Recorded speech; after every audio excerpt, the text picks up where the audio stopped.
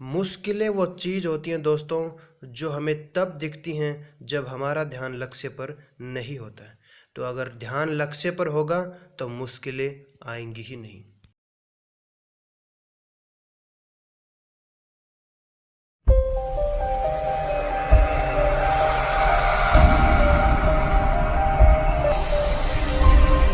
नमस्कार दोस्तों, एक बार फिर आपके अपने चैनल द गुरुजी पे मैं आपको स्वागत करता हूं। दोस्तों, आज हम पढ़ेंगे 7 मई 2020 का करंट अफेयर्स। तो चलिए दोस्तों स्टार्ट करते हैं आज का करंट अफेयर्स।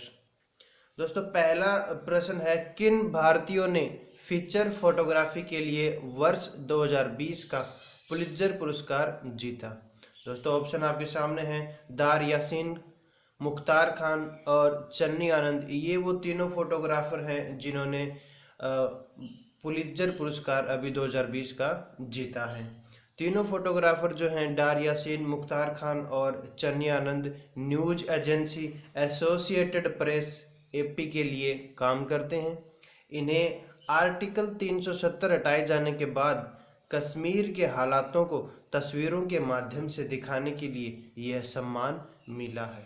ठीक है दोस्तों, पुलित्जर पुरस्कार के बारे में आपको बता देता हूँ। इसकी शुरुआत जो है साल 1917 में हुई थी और ये अमेरिका का एक प्रमुख पुरस्कार है जो 21 श्रेणियों में समाचार पत्रों, साहित्य और संगीत के क्षेत्र में कार्य करने वालों को दिया जाता है। इसकी स्थापना जो है हंगरी मूल के अमेरिकी प्रकाशक जोसेफ पुलित्जर ने की थी और इसका काम जो है वो कोलंबिया विश्वविद्यालय देखता है। ठीक है दोस्तों, इसके तहत जो है विजेता को एक प्रमाण पत्र और $15,000 का नकद पुरस्कार दिया जाता है। अगला प्रश्न है दोस्तों, किस राज्य सरकार ने हाल ही में एक बड़ा फैसला लेते हुए प्रदेश में लॉकडाउन को 29 मई तक बढ़ाने का ऐलान किया है? तो ये किया है तेलंगाना सरकार ने, ऐसा किया है। तेलंगाना के मुख्यमंत्री के चंद्रशेखर राव ने हाल ही में राज्य में लॉकडाउन की अवधि को 29 मई तक बढ़ाने के आदेश जारी कर दिए हैं। देश भर में फिलहाल 17 मई तक लॉकडाउन का आदेश दिया गया है। तेलंगाना ऐसा पहला राज्य है जिसने अपने प्रदेश में लॉकडाउन की अवधि बढ़ाई है। उन्होंने कहा कि रेड जोन में किसी दुकान को खोलने की अनुमति नहीं होगी। ग्रीन और ऑरेंज जोन के लिए 15 मई के बाद हालात की समीक्षा होगी। शाम 7 बजे से सुबह 7 बजे तक कर्फ्यू जारी रहेगा। दोस्तों, तेलंगाना की बात करें तो तेलंगाना जो है इसका गठन 2 जून 2014 को हुआ था और इसके राज्यपाल हैं तमिलसाई सौंदरराजन, जिन्होंने 2019 में पदभार ग्रहण किया था। और यहाँ के मुख्यमंत्री हैं के चंद्रशेखर राव और विधानमंडल है वो द्विसदनीय है। विधान परिषद में यहाँ पर 46 सीटें हैं और विधानसभा में 119 सीट हैं। भारतीय संसद में तेलंगाना की भागीदारी की बात करें तो राज्यसभा में यहाँ से 7 सीटें जाती हैं और लोकसभा में यहाँ से 17 सीटें जाती हैं। उच्च न्यायालय जो है वो हैदराबाद उच्च न्यायालय है और यहाँ की राजधानी हैदराबाद है। अगला प्रश्न देखिए दोस्तों, रूस ने सोवियत सैनिकों के स्मारक और कब्रों समेत कई यादों को संरक्षित रखने हेतु किस देश के शीर्ष नेता को द्वितीय विश्व युद्ध के स्मारक पदक से सम्मानित किया है? तो ये उत्तरी कोरिया को सम्मानित किया गया है। रूस ने उत्तर कोरिया के तानाशाह किम जोंग उन को द्वितीय विश्व युद्ध स्मारक पदक से सम्मानित किया है। यह सम्मान उन्हें उत्तर कोरिया में मारे गए सोवियत सैनिकों की स्मृति को संरक्षित रखने के लिए दिया गया है। किम जोंग की तरफ से विदेश मंत्री री सोन गवोन ने रूसी राजदूत से 1941-45 की जंग के 75 साल पूरे होने पर यह पदक स्वीकार किया है। दोस्तों, उत्तरी कोरिया की बात करें, यहाँ की राजधानी है प्योंगयांग और विधानमंडल को बोलते हैं यहाँ सुप्रीम पीपुल्स असेंबली और यहाँ के प्रमुख या राजा एक जो भी बात करें वो है किम जोंग। ठीक है, और रूस की बात करें तो रूस की राजधानी है मॉस्को। यहाँ के राष्ट्रपति हैं व्लादिमीर पुतिन और प्रधानमंत्री हैं दिमित्री मेदवेदेव। और विधानमंडल यहाँ होता है संघीय परिषद, उच्च सदन जो होता है यहाँ उसको बोलते हैं संघीय परिषद, और निम्न सदन को बोलते हैं सीनेट डूमा। ठीक है दोस्तों। अगला प्रश्न है, centre for monitoring Indian economy CMIE की रिपोर्ट के मुताबिक भारत में कोविड-19 लॉकडाउन के दौरान अप्रैल में कितने लोग बेरोजगार हो गए हैं? तो CMIE की रिपोर्ट के अनुसार 12.2 करोड़ लोग जो हैं लॉकडाउन के दौरान अप्रैल में बेरोजगार हुए हैं। Centre for monitoring Indian economy की रिपोर्ट के अनुसार भारत में कोविड-19 लॉकडाउन के दौरान अप्रैल में 12.2 करोड़ लोग बेरोजगार हुए हैं। बतौर रिपोर्ट 3 मई को समाप्त सप्ताह के दौरान देश में बेरोजगारी की दर बढ़कर 27.11% हो गई। CMIE के अनुसार इस दौरान शहरी क्षेत्रों में बेरोजगारी दर 29.22%, जबकि ग्रामीण इलाकों में यह 26.69% रही है। CMIE के मुताबिक लॉकडाउन से दिहाड़ी मजदूरों और छोटे व्यवसायों से जुड़े लोगों को भारी झटका लगा है। इनमें फेरी वाले, सड़क के किनारे दुकान लगाने वाले विक्रेता, निर्माण उद्योग में काम करने वाले श्रमिक और रिक्शा चलाकर पेट भरने वाले लोग शामिल हैं। दोस्तों, जानकारी पसंद आ रही है तो चैनल को सब्सक्राइब करना ना भूलें। हाल ही में विज्ञान और इंजीनियरिंग अनुसंधान बोर्ड ने कोविड-19 महामारी को नियंत्रित करने हेतु इसके गणितीय मॉडल और अभिकल्पनात्मक पहलुओं के अध्ययन के लिए किस योजना के तहत 11 परियोजनाओं की मंजूरी दी है? दोस्तों, मैट्रिक्स योजना के तहत जो है 11 परियोजनाओं को मंजूरी दी गई है।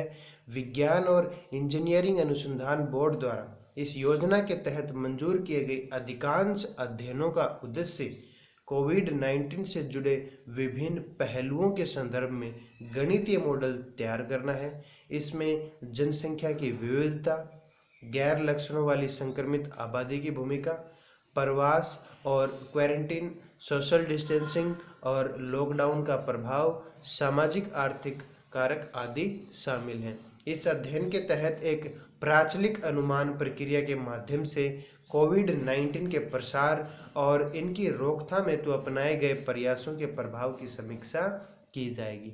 दोस्तों, लॉकडाउन चल रहा है तो आप घर पे रहें, सुरक्षित रहें और लगातार सीखते रहें।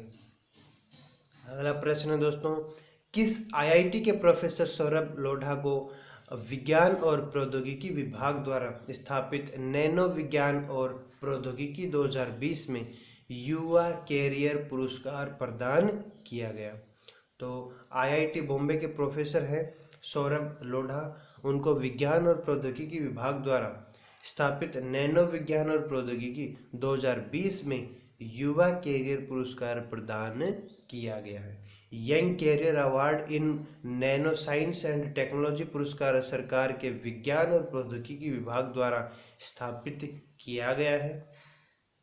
उन्हें इस पुरस्कार से 2 आयामी वैन डेर वाल सामग्री के आधार पर सिलिकॉन और नैनो इलेक्ट्रॉनिक उपकरणों के अतीत में तर्क संगत ट्रांजिस्टर प्रौद्योगिकियों के विकास में उनके अहम योगदान के लिए सम्मानित किया गया है। दोस्तों, IITs की बात करें, इसके संस्थापक हैं जवाहरलाल नेहरू और इसकी स्थापना हुई थी 1951 में। पहला भारतीय प्रौद्योगिकी संस्थान जो है कलकत्ता के पास स्थित खड़गपुर में स्थापित किया गया था और कुल तकनीकी संस्थान जो है भारत में 23 हैं और ये राष्ट्रीय महत्व के संस्थान हैं। अगला प्रश्न देखिए दोस्तों, विश्व अस्थमा दिवस निम्न में से किस दिन मनाया जाता है? तो ये जो है मई महीने के पहले मंगलवार को मनाया जाता है। विश्व अस्थमा दिवस प्रत्येक वर्ष के मई महीने के पहले मंगलवार को पूरे विश्व में मनाया जाता है। विश्व अस्थमा दिवस मनाने का मुख्य उद्देश्य विश्व भर के लोगों को अस्थमा बीमारी के बारे में जागरूक करना है। इसे सबसे पहले 1998 में मनाया गया था, जिसका आयोजन ग्लोबल इनिशिएटिव फॉर अस्थमा ने किया था। अस्थमा के मरीज को सांस लेने में परेशानी होती है और बहुत ही जल्द सांस फूल जाता है, खांसी आती है। वैसे यह बीमारी किसी भी उम्र में हो सकती है, लेकिन हाल के वर्षों की बात की जाए तो बच्चों में यह बीमारी लगातार बढ़ रही है। दोस्तों, लॉकडाउन चल रहा है तो आप घर में रहें, जिससे जो है कोविड-19 का प्रसार कम से कम है। हमें जो है कोविड-19 को लॉकडाउन करना है, स्टॉप करना है। अगला प्रश्न देखिए दोस्तों, भारतीय नौसेना ने विदेशों में फंसे भारतीयों को वापस लाने के लिए किस ऑपरेशन को लॉन्च किया है? तो भारतीय सेना ने समुद्र सेतु ऑपरेशन लॉन्च किया है। भारतीय नौसैनिक जहाज जलस्व एक अन्य जहाज के साथ मालदीव गणराज्य के बंदरगाह में प्रवेश कर रहे हैं और इस ऑपरेशन के पहले चरण में 8 मई 2020 से भारतीय नागरिकों का निकासी अभियान शुरू होगा। विदेशों में रह रहे भारतीय नागरिकों पर कोविड-19 महामारी के प्रभाव के संबंध में भारत सरकार बारीकी से निगरानी कर रही है। भारतीय नौसेना को निर्देश दिया गया है कि विदेश में फंसे नागरिकों की समुद्र के रास्ते से निकासी के लिए उपयुक्त तैयारी की जाए। पहले ट्रिप में 1000 लोगों को वहां से वापस लाने की योजना है। सभी की पहल मेडिकल स्क्रीनिंग होगी। परीक्षा उपयोगी महत्वपूर्ण जानकारी बात करें दोस्तों, भारतीय नौसेना की स्थापना लगभग 1612 में हुई थी, 407 वर्ष पहले, और 67,228 इसमें कार्मिक हैं। ये भारतीय सशस्त्र सेनाओं का भाग है और मुख्यालय इसका है नई दिल्ली में। इसकी वर्षगांठ मनाई जाती है 4 दिसंबर को और वर्तमान में नौसेना अध्यक्ष हैं करमबीर सिंह। अगला प्रश्न देखिए दोस्तों, अग्निशमन अंतर्राष्ट्रीय अग्निशमन दिवस निम्न में से किस दिन मनाया जाता है? तो अंतर्राष्ट्रीय अग्निशमन दिवस जो है हर साल 4 मई को मनाया जाता है। इसे पहली बार साल 1999 में मनाया गया था। इसका मुख्य उद्देश्य फायर फाइटरों को सम्मान और धन्यवाद देना है, जो अपनी जान दांव पर लगाकर लोगों और वन्य जीवों की जान आग से बचाते हैं। अंतर्राष्ट्रीय अग्निशमन दिवस का प्रतीक 2 रंगी रिबन है, जिसमें लाल रंग आग को और नीला रंग पानी को दर्शाता है। इस दिन यूरोप में दोपहर के समय 30 सेकंड तक फायर ब्रिगेड के सायरन बजाए जाते हैं। इसके बाद 1 मिनट के लिए मौन रखा जाता है। दोस्तों, अभी तक आपने अगर चैनल को सब्सक्राइब नहीं किया तो सब्सक्राइब अवश्य कर लें और लाइक एंड शेयर जरूर करें। किस राज्य सरकार ने 4 मई 2020 को ग्रामीण क्षेत्रों में श्रमिकों के लिए रोजगार उत्पन्न करने के उद्देश्य से 3 श्रम गहन कार्यक्रमों की शुरुआत की है? तो झारखंड राज्य सरकार ने स्टार्ट किया है। झारखंड राज्य सरकार ने ग्रामीण क्षेत्रों में श्रमिकों के लिए रोजगार उत्पन्न करने के उद्देश्य से 3 श्रम गहन कार्यक्रमों बिरसा हरित ग्राम योजना, नीलांबर पीतांबर जल समृद्धि योजना और वीर शहीद पोतो हो खेल विकास योजना की शुरुआत की है। इन योजनाओं के माध्यम से राज्य में लौट रहे 6 लाख मजदूरों को भी रोजगार उपलब्ध होगा। मुख्यमंत्री हेमंत सोरेन ने प्रोजेक्ट भवन में आयोजित कार्यक्रम में कहा कि इन योजनाओं की मदद से करीब 25 करोड़ मानव कार्य दिवस का इंतजाम होगा। दोस्तों, जो तीनों योजनाओं के नाम है बिरसा हरित ग्राम योजना, नीलांबर पीतांबर जल समृद्धि योजना और वीर शहीद पोतो खेल विकास योजना। तीनों योजनाओं के नाम बहुत ही इम्पोर्टेंट हैं और पूछे जाएंगे ये योजना किस राज्य सरकार ने शुरू की है, तो आप इन पर ध्यान अवश्य दें। दोस्तों, आज के करंट अफेयर्स में इतना ही हम पढ़ेंगे। वीडियो अगर पसंद आए तो चैनल को सब्सक्राइब करें, बेल आइकन को दबाना ना भूलें और लाइक और कमेंट जरूर करें। धन्यवाद दोस्तों। जय हिंद, जय भारत।